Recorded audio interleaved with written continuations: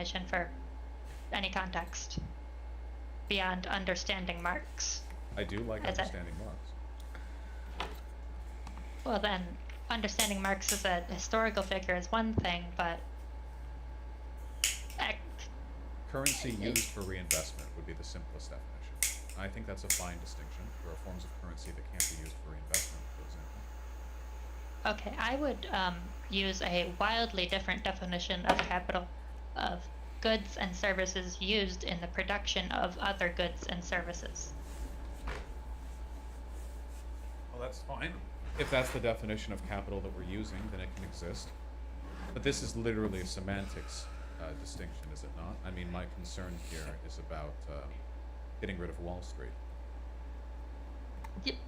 The point of this is when you say you're against capital, what I hear is you're against the use of goods and services to produce other goods and services. That's like being against the shovel as an invention. That's you understand why when you initially said you're against capital, I thought that was insane, right? By your definition, sure.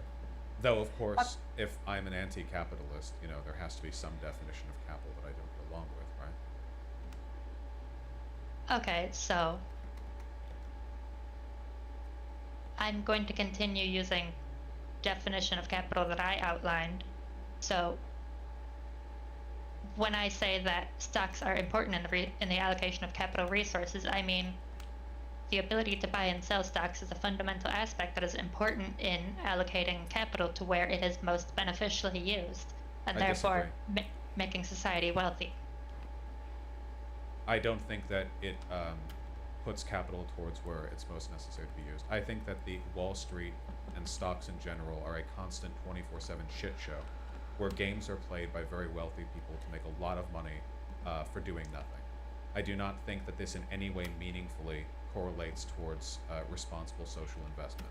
In fact, I'm pretty sure the data on this does side with me, because the relationship between like activity within the stock market and capital investment, I don't know how much of a correlation there is towards like innovation, increase in product quality, or anything of that sort. It seems like it's just a lot of money shifting hands between very wealthy people. And that's not even like a controversial position or anything. That's just like how it's played. I want markets, economies, and businesses to be more local. I want them to remain, well, not private, of course, but in the hands of the workers who actually work there. I don't want everything to be controlled by a small group of transnational corporations that have no allegiances other than to their own bottom lines. And I don't think what I'm asking for here is crazy either. There are plenty of like mainstream liberal economists who have laid out critiques of the way capital allocation works in our current system, and we have plenty of examples of it being done in other ways that are effective.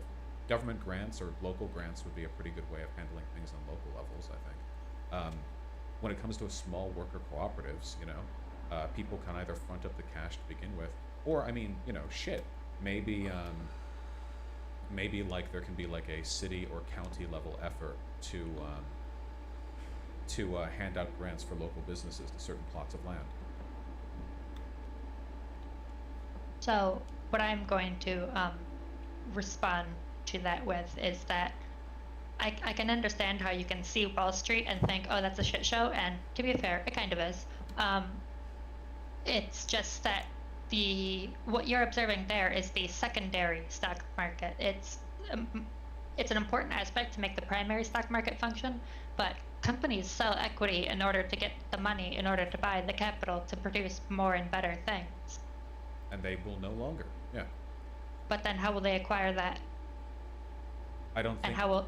There are plenty of companies that manage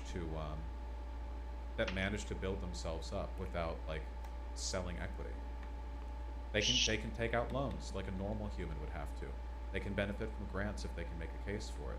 The problem is the moment you open up the opportunity for selling equity, you create the bourgeoisie all over again. And how could you not, right? You're literally giving ownership of the company and a portion of its profits over to someone who doesn't work there. This is an unacceptable outcome. There are ways of managing this, the idea of financing cooperatives. I mean, cooperatives have money, after all, without selling their equity. It's possible, it can be done. And when there is no alternative, I think you'll see a much better set of social outcomes as well. No longer will all of the good parts of your town be ruined as they're brought up by transnational corporations, then sold and left to dust. You'll have CEOs no longer jumping off the companies they control with golden parachutes. You will bring the economy back down to what it should be, a human level. And I think that everyone could stand for that. I mean, look at the hollowing out of middle America, and hell, even coastal America at this point. As shop after shop after shop after shop after shop closes, everything unique and individual about a neighborhood dies. And meanwhile, you have this theoretical economic benefit brought about by the low prices of Walmart or Target. What's the actual consequence? People in the area get poorer because there's no longer any money circulating. So, again, starting at the beginning of your response, sure, some companies have been able to scale without selling equity or without selling bonds, but that's overwhelmingly the exception, and there are some companies that weren't able to scale. What you're seeing is a selection bias there. The ability to, again, be able to sell your stock in order to get more money, in order to buy more capital, is an important aspect of discovering which firms are the most productive. Productive by what definition? In terms of the value of their outputs being greater than the value of their inputs. Okay, I don't care. Are they valuable to their community? Are they providing something of value to the people who actually manage them? Because the idea that there's a positive correlation between the stock market indexed price of a company and how much social good they do is ludicrous. Quite the opposite, in fact. I think it's essentially a zero correlation game. In fact, I would say there's inverse correlation. The average person day to day, I would be willing to bet, derives more enjoyment and more pleasure from the existence of local businesses that do not in any way have any shot of making it onto a listing. Now, of course, I'm not denying the need for broad corporations, for supply chains, for what have you, for such and such. For very large things that need to be done, I support decommodification. Let the biggest corporation of all, the government, handle it. Already democratic, at least ostensibly. And for things that want to be kept private, I think that it's perfectly possible to manage these supply chains without leaning on the idea that it can only be done through capital reinvestment. Why can't I? What's wrong with my slots? You don't give a shit about productivity, and of course I do. But stock market index price is not productivity. Yes. Sorry if I gave that impression that that's what the value of when I say the value of the outputs being greater than the value of the inputs, I mean when you have $20 worth of goods and services being produced using $1 of labor and $1 of capital, that's good. When you have $10 of labor and $10 of capital producing $5 of goods and services, that's a net social loss. That's bullshit. No, it's not. The money that went to labor went in the hands of workers. You think that's money lost. That's money gained. It's not inefficient to pay your workers more because those workers are the ones who buy the products. This is how Walmart hollowed out middle America. Sure, they offer their products for cheap, but they don't pay shit either, and all the money leaves the community. Back in the day when you had a bunch of small businesses in a town, were people poor on average in terms of their ability to buy stuff like in a broad economic, distant sense? Sure they were, for sure.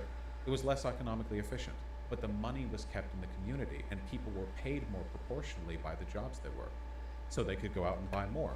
But what happens when you buy something from Walmart when you live in the middle of fucking West Virginia? Well, the money goes to Walmart, and that just ends up sitting in some gigantic dragon's vault somewhere in the Walmart family fortune. It doesn't go back in the community. But if you buy stuff from a local business, even if it's more expensive, that money then goes in the hands of the local businessman, who then turns around and spends it at the local shops. And that money from the local shops enriches the community and allows them to pay their employees more. And that's how small town America has died over the past 70 years, You think of labor costs a loss, and that's how any capitalist would think. But in reality, that thinking is what's destroying this country. Okay, but the reason I say that this productivity is important and all of that is when you are producing less with more resources, that's less goods and services for everybody to enjoy. And that's what ultimately decides the material abundance that people have to live in. And If yet, you're making $30,000 or $300,000 and you're only producing tiny amounts of shit, you're just gonna pay $30,000 to have a tiny amount of shit. I don't agree with the idea that capital investment through stocks and equity ownership has allowed for this massive breakthrough in productivity. I think that the size of corporations corresponds to this to an extent, but I do not think it's like this. Capital investment unlocks this higher tier of productivity. But what's more, again, productivity isn't everything. Walmart is enormously economically productive, but it bankrupts and ruins communities that it sets up in. So clearly we're looking for the wrong metrics here, or at least we're looking at an incomplete picture. Well, Walmart also disperses its extra revenue to the people who produce the goods and services that it sells and to the investors. I don't care about the investors making money. I don't give a single shit. Okay, so then Walmart disperses the money to the people who make the goods and services it sells. Who? To the, to the 1 million Chinese laborers who are manufacturing the shit they sell. Oh, yeah, they're making people who lots. work in. They're making a lot more than they would. No, they're not. They could be working on industry that benefits their own country. The idea that Walmart is making efficient use of its economy-ruining standards because there are Chinese sweatshop workers out there barely making a living in China is ridiculous. You're an ideologue.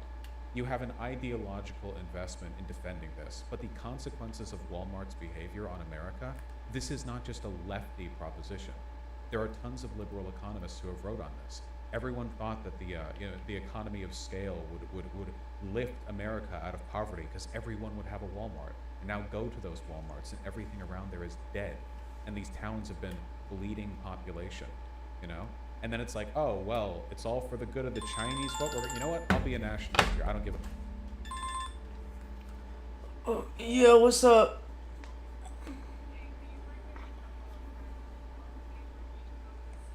A couple packs of raw paper, okay. Alright, no problem. I'll see you soon.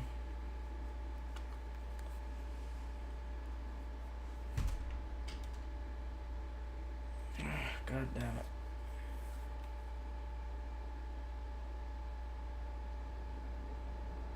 That's not prepared. Give a fuck. They can work on their own shit. I don't think I will not abide the hollowing out of this country on the imagined belief that the sweatshop laborers are benefiting from it. America first. Why do you hate the global poor? I don't hate the global poor, and this is a bullshit argument. The countries that have risen up and become wealthy the fastest are the ones that engaged in protectionist policy and didn't allow themselves to be cuffed out by Western industry. This has also been empirically demonstrated. The idea that these countries are benefiting, like China, the Chinese workers are benefiting from this state of affairs is not the case. Yeah, if you want to see countries that have completely given themselves over to Western investment, go to like half of Africa. Yeah, they're doing great over there. Meanwhile, over here in America, we have a separate system where we recognize there's value in local manufacturing, local jobs, local industry. But then when it comes to them, it's like, oh yeah, well, shouldn't they be thankful that they get to do our slave work, Nah, fuck that. We directly aid and abet the worker exploitation of the Chinese Communist Party by allowing them to get away with this bullshit. So I fundamentally disagree. It doesn't matter if you disagree. You're incorrect on this one. Okay, I was going to say I fundamentally disagree with the facts that companies that isolate themselves from the global financial system have developed faster. What about the East Asian tigers? What about like Singapore, South Korea and stuff? Countries that engage in protectionist mechanisms so they can develop their own industry before being bullied out by Western businesses. Because if they compete with Western businesses right off the get-go, they'll lose every time, right? So you'd think the right answer here would be, oh, they should open up the market to Western business because the local consumers would benefit from being able to get all these cool, cheap Western goods. But then it's like, well, wait, hold on a second. Where does the money go if everyone's buying foreign goods? It goes out of the country, and then everyone's poor again. And this is what's happened in country after country after country. Look at countries that have all these Western imports. They're not doing good. So what you are doing is you're making the infant industry argument that, countries starting out with, some industry should introduce protectionist barriers to make sure that their industries develop. But the thing is, that's not really what ever happens. It's the infant industries, the small companies that could hypothetically benefit from these protectionist barriers. They don't have the political sway in order to get these countries to institute these protectionist barriers to protect them. It's the large major companies that are challenged by these infant industries that overwhelmingly have the political power to raise these protectionist barriers. Why would a company being challenged by smaller domestic industries then use that as a justification for protectionist policies? That makes no sense. Can you rephrase that question? I don't understand the point. I don't understand the point. Why? This isn't. I think this is a distraction. The influence that protectionist policies have had on the development of countries that manage to break free of these sweatshop sites. There's a reason why China has sweatshops and South Korea has a functioning economy that's closer to parity with us. Because not long ago, they were in basically the same spot. And it's because they took different paths. They made different decisions. So again, this is all a bullshit distraction from the point. No, we don't need capital reinvestment in the way that you described for industries to flourish. And no, I don't hate the global poor for suggesting they should be able to have something better than sweatshops. The economy is more complicated than that, and very often you want things to be contained at a local level in order to increase not only productivity, but the circulation of currency internally. You also want to keep money out of the hands of the wealthy. All the wealthy do is store it, they don't spend it. And money that's stored is bad for the economy. The trillions held in the offshore accounts the Panama Papers revealed would be enough to usher the world into a new economic age. But wealthy people are demons, so they keep it to themselves. I think we really need to refocus our economic analysis on a local level, because that is where economy happens, day to day, middle class people going and buying and saving and storing. That's what economic activity is, not a bunch of fat cat investors greedily exchanging, equity so they can store more money in the Bahamas. So, what I believe is that you are getting, you have a bit of tunnel vision. Money isn't what matters at all. The money is just a unit of measurement. Like, for example, the United States is running a gigantic trade deficit right now, but the US isn't becoming any poorer for that. Even though, green slips of paper are coming out, but we're getting real goods and services that contribute to the standard of living of Americans in exchange. I don't know what this has to do with what I said. So when you say that this local circulation of money is what matters and what keeps economies, no, that's wrong. Wait, hold on. I genuinely don't feel like you have any knowledge with which to speak on this. There is no relationship whatsoever between the statement that economic activity happens at the local level with the exchange of goods and services and the fact that the United States can run a trade deficit without it leading to significant negative outcomes. Things work differently between a nation and individual economic, like microtransactions. I mean, obviously, America is the institution that prints the currency. It has a different kind of control over the currency, especially when it comes to trade. I feel like a lot of what you've been saying lately is a kind of deflection. If you have a fundamental issue with the reallocation of wealth, then speak to that. But don't pretend that I hate that. Don't be a coward.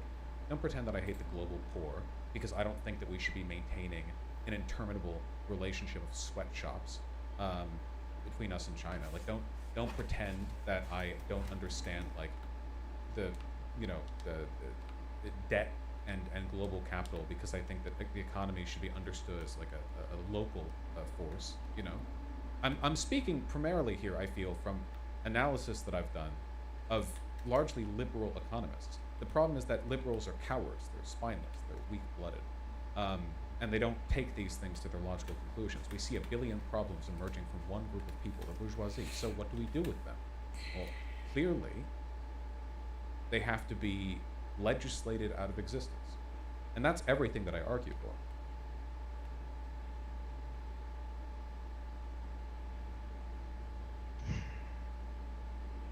So you said it yourself when you were discussing China versus South Korea. Not long ago, they were in the same position. That Korea was just like China, having a bunch of sweatshops. The difference here is that not the protectionist industries is that, or protectionist measures, it's that Korea had better social institutions in order to be able to contribute to a better and more innovative economy that let them, once they had money, use that to develop even more productivity. That's what led to them gaining. So they were more wages. innovative. Yes. You realize this is bunk, right? You didn't even respond to what I just said. Can you repeat the contention you had that you would like me to respond to? The entire thing that I ranted? No, I'm afraid you're going to have to rely on your memory for that one. No, the idea that two countries could take wildly different economic paths purely because one country was more innovative than another is not the case. I mean, Korea was fascist back when it started making these protectionist policy decisions. It's not as though they were politically in that much better of a place than China was at the time. They chose a different strategy. Rather than being the factories of the world, they focused more on their own development, and that ended up working out much better for the people of Korea. Korea focusing on being the factory of the world is exactly China. what led them to where they are today. China focused on being the factory of the world. And Korea did too. I do not, when I say factory of the world in reference to what China is doing right now, there is no country ever that competes with that. I don't think you could fairly say they did that. Well, Korea has a large amount of exports because they literally mandate companies have a certain amount of revenue from external sources. That's why there's all these Hyundais and all these Samsung phones in the US. It's because that's what led to the innovation. Do you know what led to them being able to develop those industries? Having enough money in order to do that? It was them banning imports of competing products so they had the ability to develop them internally. Those industries would have never developed if they had immediately just brought in Western goods, because there would have been no room. There would have been no market space to compete with our massive manufacturing abilities. They were protectionist. I disagree. Okay, then I'm going to read this. In the early 1970s, third five-year plan focused on heavy and chemical industries, hence new engine of growth shifted from light manufacturing to heavy manufacturing. Meanwhile, South Korea continued with its export promotion and import restriction policies. The production of automobiles began while imported cars virtually disappeared from the market. The increase in exports was roughly 45% a year. So you talk about their cars. Well, the reason that we know about their cars, about their tech, is because they restricted imports. They allowed protectionist policies to develop their industry. But the industry developed because they had a comparative advantage in that field. Argentina also tried import substitution industrialization, and they did not get the same outcome. Doesn't always work, but it doesn't change the fact that in South Korea, all of the industries that we now recognize them for were developed because the government kept them from competing with our industry. It's because they had the correct institutions, an educated and innovative populace, so this and is again, that comparative advantage. Spineless. That's the deciding factor. They engaged in protectionist policies, and it allowed So them did to develop Argentina. Yes, I'm not saying that policies work out all the time. I am saying that these, and it's not just South Korea either. We can take a look at the South or the East Asian tigers. You know, this is a pretty consistent trend with them. It sounds to me like you're putting your fingers in your ears. You're doing na na na na na. The idea that protections allow them to build their industries, this is, again, not a controversial position. See, the problem that I often have when I talk about economic stuff is that I want to be the crazy commie. I want to sit here and ramble about Marx and workers. But so often, defending the current status quo requires a level of ignorance, which means you can't even have engaged with liberal economic critique either. Like, in order to, like, I don't even get to the second order stuff. I have to be like, okay, well, can we acknowledge the fact that, you know, many Americans can't afford, like, an emergency? And no, going on credit doesn't solve that problem. No, we have to acknowledge that there was a different economic path taken for China than for South Korea. Like, I don't even get to do the commie rambling, which is, you know, something I generally enjoy doing. I said that I would just be explaining stuff to you, but I don't think you care about this. I feel like this is a distraction. Do you have an So- ideological bias towards these inequitable outcomes? Like, why argue this? So, I want to remind you of the difference between dependent and independent variables. There are tons if of... you're seriously going to pretend that there isn't a ton of research and engagement with the idea that protectionism can be beneficial for the development of industry in smaller countries, like, there's not really a point in having this conversation. The only thing I can really say is, like, I don't know, read, like, basic econ stuff. This isn't, like, a me thing, you know? I'm not dying on this hill, and it's not my job to go over stuff like this. I don't think you're unintelligent, or maybe you're trolling or something, but, like, it's very easy to not have these opinions, you know? I want you to take a look at the mean weighted tariff rate of various countries and see if there's any correlation. There's This is what defines protectionism. These more protectionist countries aren't on average wealthier. We're not talking about national wealth. China is wealthier than South Korea, for one. We're talking about the median GDP per person, in which South Korea is certainly outperforming China. For two, if you were to do this on a country-by-country basis, you know, obviously characteristics would determine or would sway massively. I think that if a country is really poor to begin with, I don't think there's much of a chance in either case. Like, if like, I don't know, Sri Lanka, or, well, not Sri Lanka, I don't know, if Sudan decided, oh, we're going to do protectionism in the builder industry, I don't think it would make that much of a difference, because Sudan is a poor shithole anyway. Like, the country is so mega fucked in so many different directions that it's difficult. It's difficult to, like, understand, if any, or, like, what set of economic changes would lead to those kinds of conclusions. You know, like, what do you want to get those outcomes? I have no idea when it comes to Sudan. But that doesn't change the fact that, and the only reason we're talking about this right now is because you disingenuously accused me of hating the global poor because I said that I don't think Walmart is good for America. A position almost so ubiquitously held by economists today that they're practically screaming about it in their papers. The idea that Walmart has not led to this massive, like, increase in living standards for Americans. Like, all of this is a tangent to another point that you disingenuously argued. So I don't care for it. You can read up on protectionism if you like. I stand by my positions. They will not sway in this conversation, certainly. Can I make one comment? If it's to this, you can, but I won't engage with it. Yes, thank you. It is to this. I would recommend that you read The Great Reversal, How America Gave Up on Free Markets by Thomas Philippon, and it makes exactly the opposite argument about Walmart that you just made. When you actually look at it, Walmart, yes, has led to this lower prices, more material abundance for Americans effect. And yet, wealth inequality is higher than ever, and people can't afford their rent or an emergency or their bills. Sure, but there's other systemic factors in the economy. Walmart so ones that I don't care about. This is always how it gets around, you know? It's always that, well, hey, everyone agrees that things are materially worse, and all these analyses show things are materially worse. And then it's like, well, by this really abstracted, inhuman definition that we've come up with, actually things are better than ever. Oh, well, thank you. You know, the people of America, thank you for your engagement with their real issues. What is materially worse from 40 years ago? I just talked about these things. You realize that, like, in terms of the ability to afford a house, in terms of, like, average rent costs, in terms of, like, proportional value of income with the minimum wage not rising with the GDP and with productivity, there are so many levels in which the economy is worse than it used to be. Sure, goods are cheaper, but the fundamentals proportional to our income are certainly relative to the economic growth that we've seen, not catching up. This is why when you say you think some systemic changes would be good or beneficial, I think you're lying. You know, this is what everyone says, like the Republicans say this.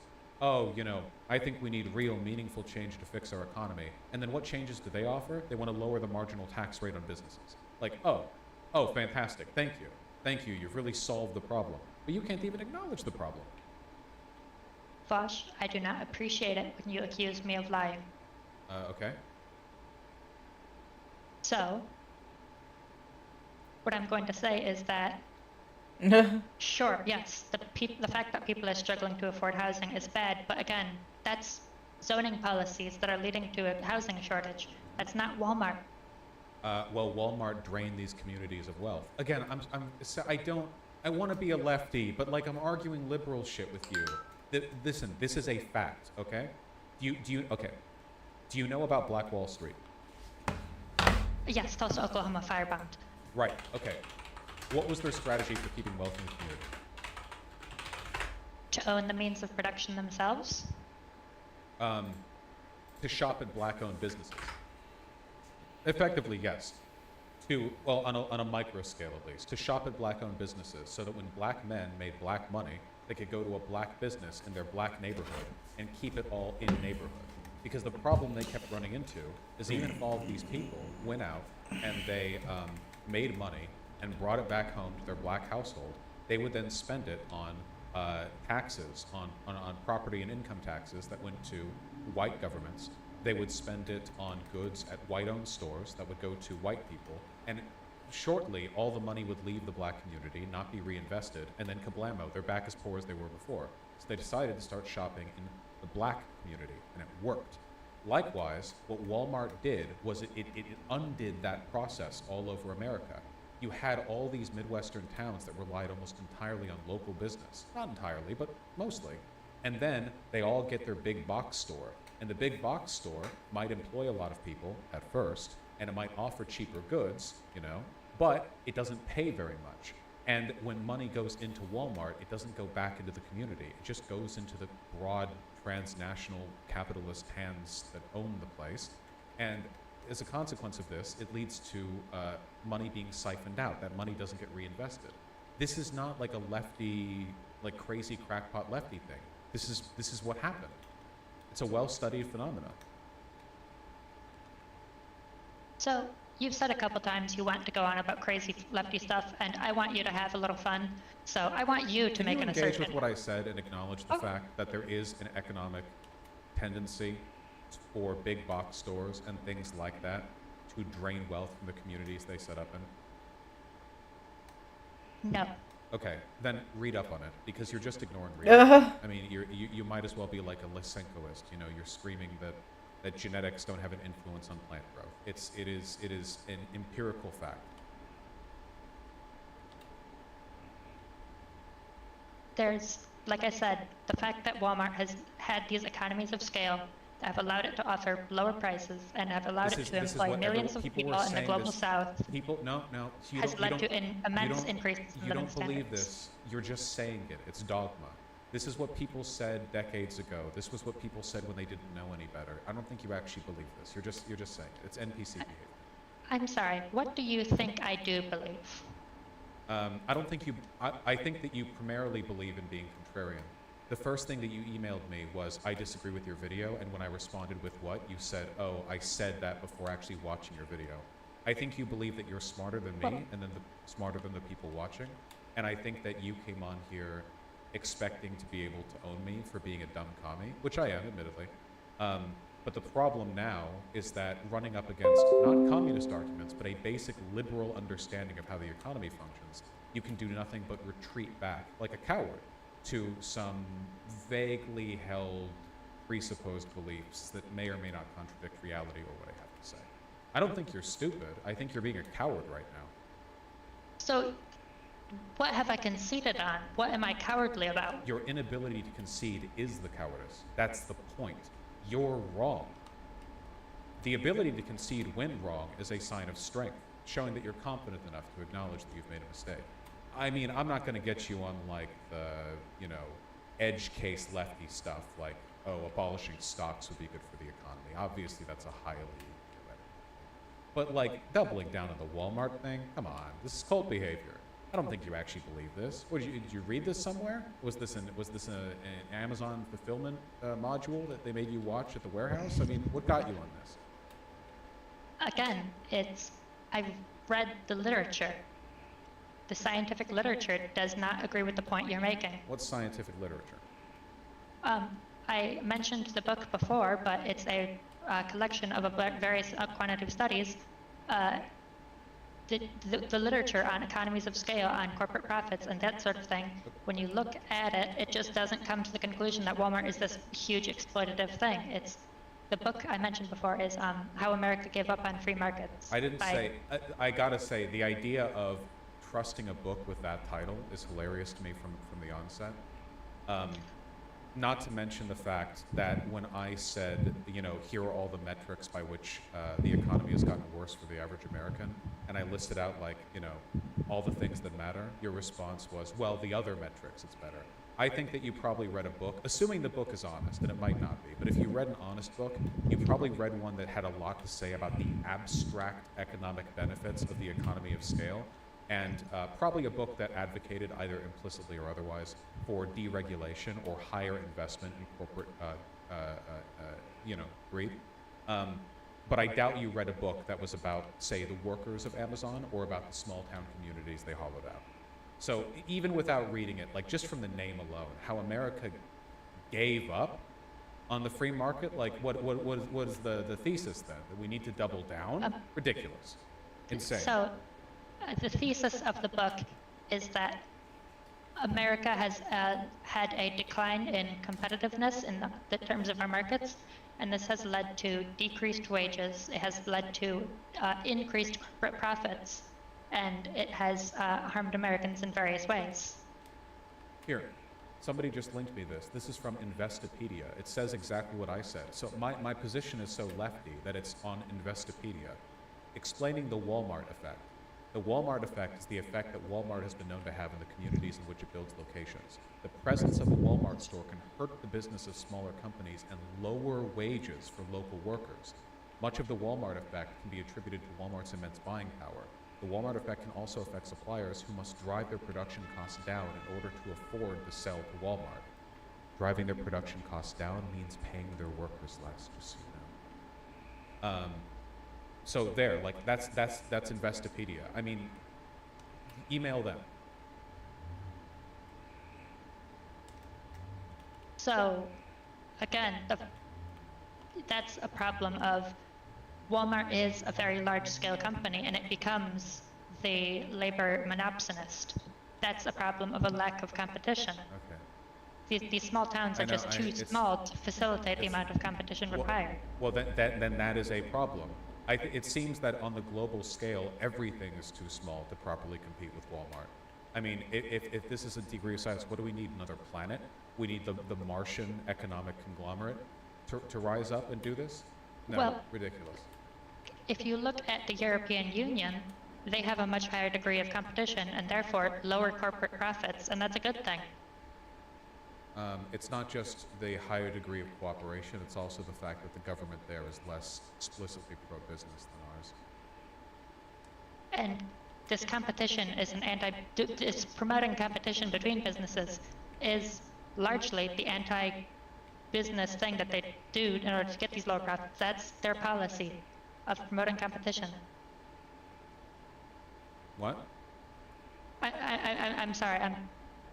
I told you before I get nervous. Well, it's the problem. You're nervous, and you're going to be increasingly nervous because the correct thing for you to do here is to concede the point entirely.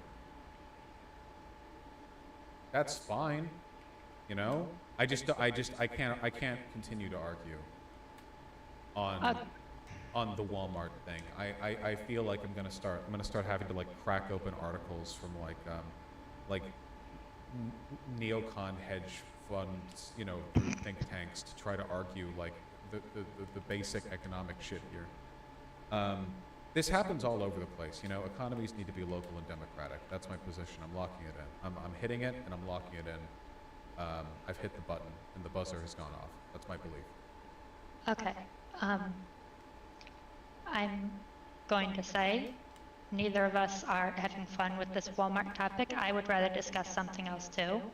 I think we can agree to disagree, and if I could leave my ending thesis statement, I believe that a globalized market leads to this sort of supply chain resilience and competition that allows for the low profits and that enable low prices that make our material standard of living higher. Look, I'm all for global markets. I just want things to be controlled at the local level. And I don't think those are in any way contradictory. We have local governments, and the United States of America is one of the largest governments, both in terms of power and landmass in the world. Um, I'm not asking for anything crazy here. I just think that we need to understand that there is a balance to be had between the incredible power and influence of like globalized supply chains, while also maintaining a healthy respect for the positive, outcome or outcomes that one can get from keeping things democratic at a local level. And competition is a farce. Capitalists don't want competition, of course, and there is a tendency towards monopolization given enough time in any market, and it's important to understand that if we are to understand how to control them. So I would say that you're correct that capitalists don't like competition, and that's why anti-monopoly policy is part of the rules plus free markets thing that is important to getting good outcomes from capitalism. Well, you know what would make it a lot easier to get good outcomes from capitalism? What? If we abolished the economic class that seemed to have a very distinct set of interests to our own, I think that would be very beneficial in the long run when it comes to making these kinds of positive changes.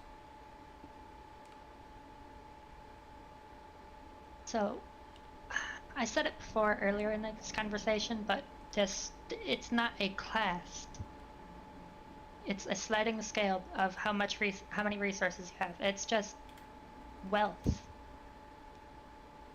I think that it often overlaps with wealth, but if you would prefer to think of it as a wealth issue, then you can. It's not as though I want anyone to be able to be wealthy either. You don't want people to be wealthy. Of course not. Wealthy in terms of disproportionate social control, the ability to be, like, wealthy as a meaningful class signifier? No. I think that people should be comfortable. Wealth implies a level of power and influence outside of what I'm comfortable with.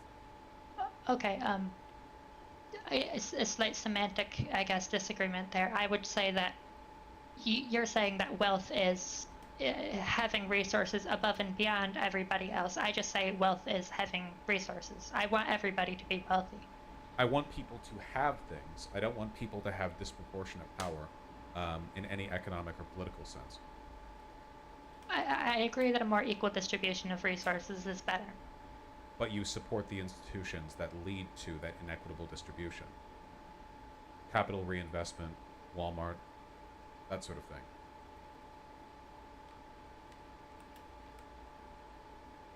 Well, no. The markets plus we don't have the right rules in our capitalist system is the thing. We need markets plus better rules. We need a better system of distributing financial support to people in need.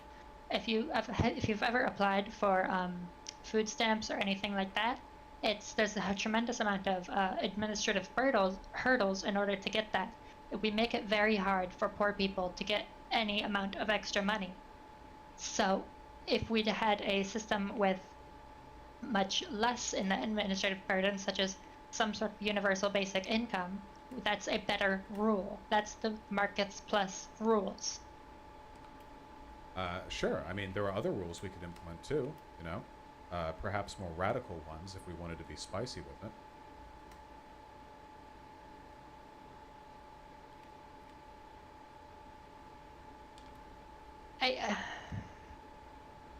So when you agree like this, when you say, like, yes, we can implement more rules, I'm not seeing how you're not just getting markets plus rules equals capitalism can have good outcome. Because capitalism implies non-democratic control of the means of production, which is unacceptable. I mean, you can get good outcomes under capitalism, right? But you can get good outcomes under feudalism. I mean, under the right circumstances. The idea then would be to create rules that lead to the best long-term positive outcomes. I mean, you would want to create systems that are beneficial in the long haul.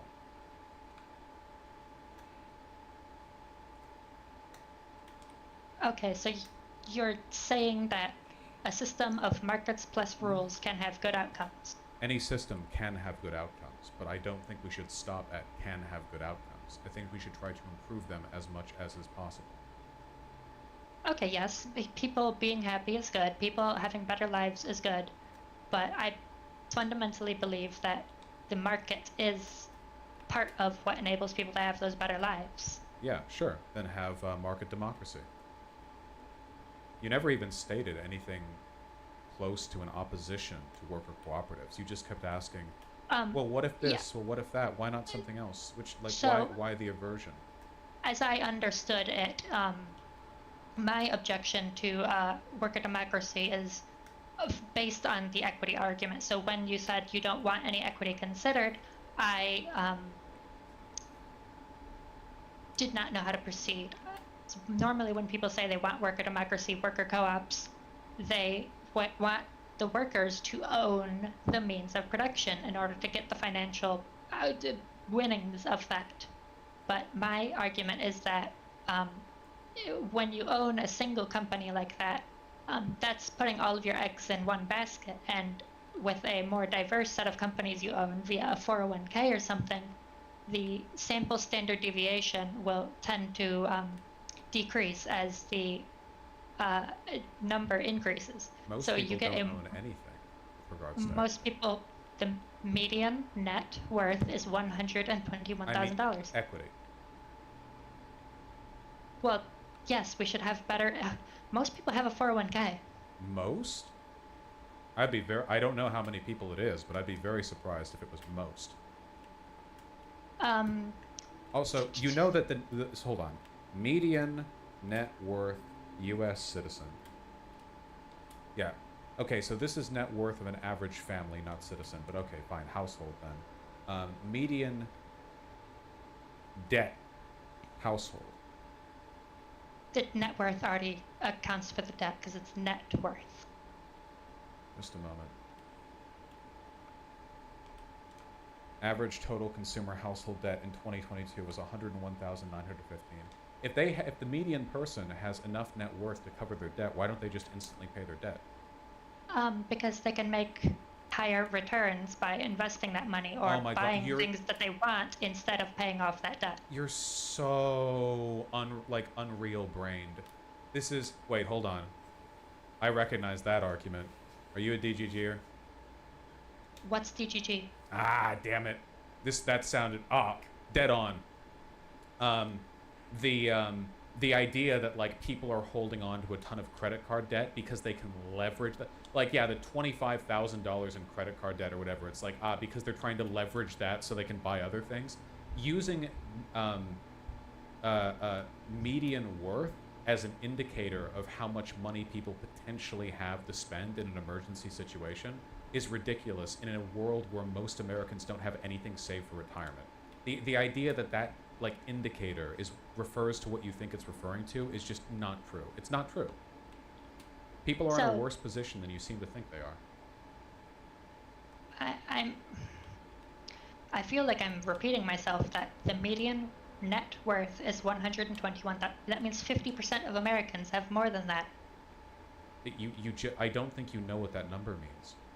Yes, median net worth. Their assets over their debts. Okay, and considering the fact that their assets can include like their car or their house, and the fact that the median debt is over 100,000.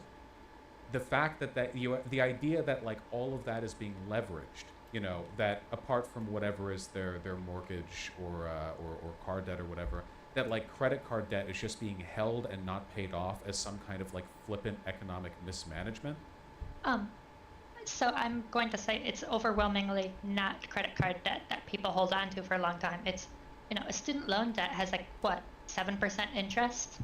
People can focus on buying the things that they want. People can focus on investing that money instead of paying debt off immediately. This is not how anything works. It's exactly how it works. It is. No, it's not. No, it's not. Not in reality. People use debt to smooth consumption over time. I feel like I'm talking to a person who's learned everything about a subject from the subreddit for it, and they're like, oh yeah, debt. Okay, the average American apparently has something in the ballpark of $6,000 in credit card debt. What do you think that they're leveraging that credit card debt to invest? So considering credit card debt interest is quite high, what returns do you think they're making on the investment opportunities that they're holding on to with that credit card debt? They bought things they wanted with that. Well, the return is the happiness they get from buying the things they want. Why do they have the debt if their net worth on average would allow them to cover it? Because they decided it was a better option. And again, that's a net worth. That's factoring in the debt. Yeah, okay, so if they have additional net worth considering the debt, then why don't they just pay off the credit card debt? Because they didn't want to sell the things they already had in order to acquire more things. Okay, so they're willing to deal with just things and credit things. card interest rate, which of course vary, significantly, but they're quite high on average. For what? Again, for the happiness of buying the things that they want. No, but like, why aren't they paying it off with their significant net worth?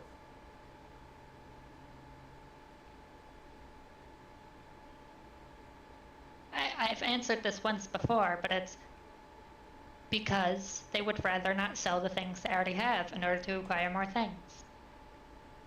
Okay, so that net worth then is so inaccessible, so non-liquid, that they are willing to incur the interest payments of thousands of dollars of credit card debt in order to hold on to it.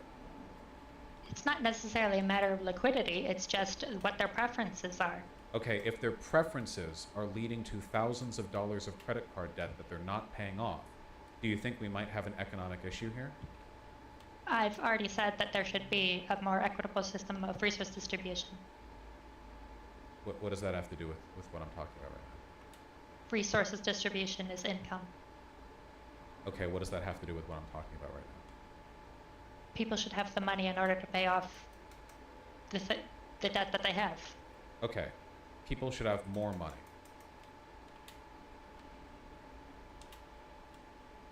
Yeah. Okay, I'm glad that we agree on that.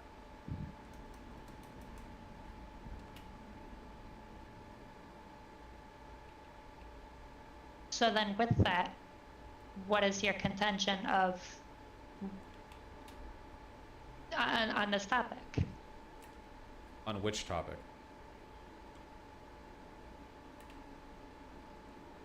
On why people choose to maintain that debt. Because earlier you were using net worth as an indicator that they could choose to pay for an emergency if they wanted to. And they could. But if people are so if a person says, I can't afford X, do you think that you could then say, oh, wrong, you could sell your kidney? Do you think that's like a good rebuttal? Like they said, that idiot, I bet they haven't even read Economics 101 on Reddit, r/Economics 101. You could sell your kidney. Do you think that's like a good rebuttal? Or do you think there might be a problem with that? So you're going to these extremes. Answer the question.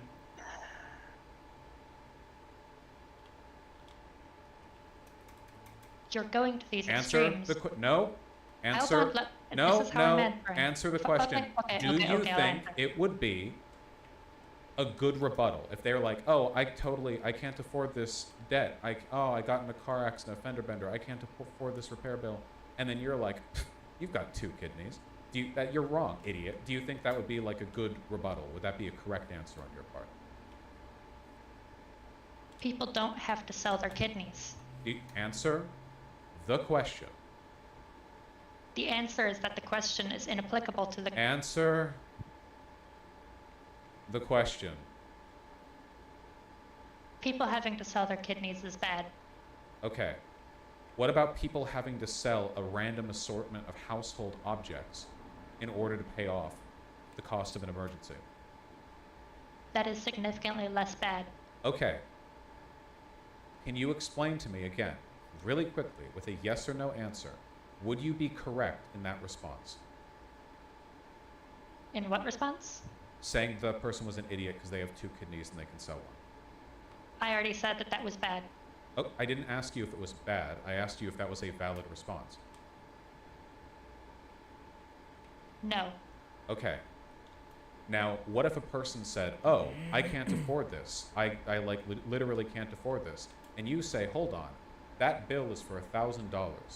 However, you have at least $1,200 worth of non-essential furniture that you could sell. So you're wrong. You can afford it. Do you think that is a correct answer? Yes. Okay. So this is the fundamental problem here, all right? It's that when people say, I can't afford X, what they mean is, I can't afford it with the liquid currency that I possess. Not, I can't afford it if I'm willing to pull out all the stops and sell these non-essential things that I already own. Normally, if a person is in a position where they have to sell possessions of theirs to make ends meet, that itself is an emergency. The fact that you are willing to use median net worth as an indicator of whether or not people can afford to pay for their emergencies is the problem. Because can afford to, in this context, makes about as much sense to me as arguing, again, well, haha, you have 2 kidneys. We're not really addressing whether or not they can afford it. It's a meaningless definition of whether or not we can afford it, you know? You could sell your body. Well, sure, I guess anyone could, but that doesn't really answer the question, does it? It makes it hard for me to believe you care about improving people's standards of living when the definitions that you use and the phrases that you jump to are so implicitly dismissive.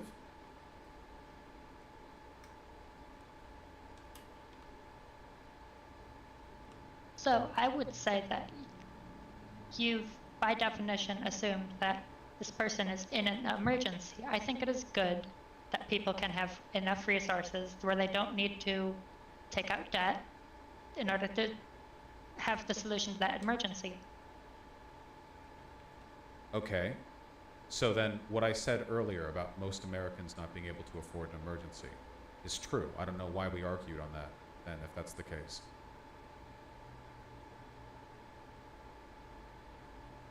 But they can.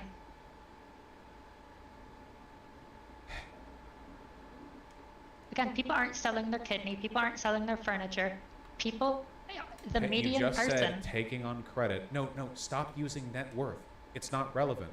If we've agreed that we shouldn't be taking on debt or selling furniture when we talk about whether or not someone can afford something, net worth is no longer the stat we should be looking at. We should be looking at how much money they have in the bank, because that is the only possible thing they could use to pay for an emergency that isn't going on credit or selling things to make the debt. It's nobody stores their money in the form of money in the bank. Okay, just out of curiosity, where do you think the average American stores the excess money they have? Mostly in their house that they own.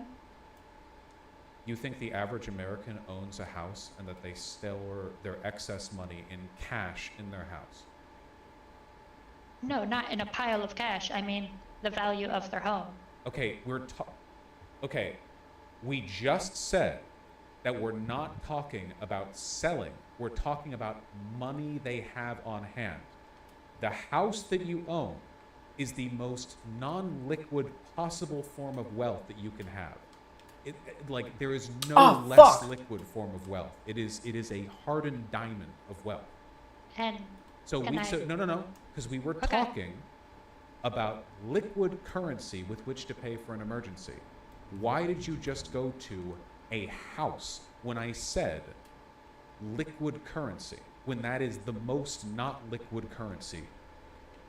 Because liquid currency is an irrelevant metric. It is the only relevant metric when we are talking about being able to pay for an emergency without selling things or without going on credit. That is the only other place you have to have liquid currency. If you're not selling something, it has to be liquid currency. But the things people would on average sell aren't their kidneys. It isn't their furniture. It's Oh my some God. stocks they own. Oh my God. They have a retirement account We that they can break literally- into. A retirement account. You think a the average 401k. you realize you can't just break into a 401k, right? Yeah, you can. Sure, you pay a higher tax rate when you get your income out of it, but you can. So you're saying a person, hold on.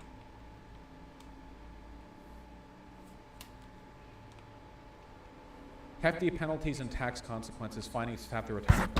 Okay, so when a person says, I can't afford this, you think it's a valid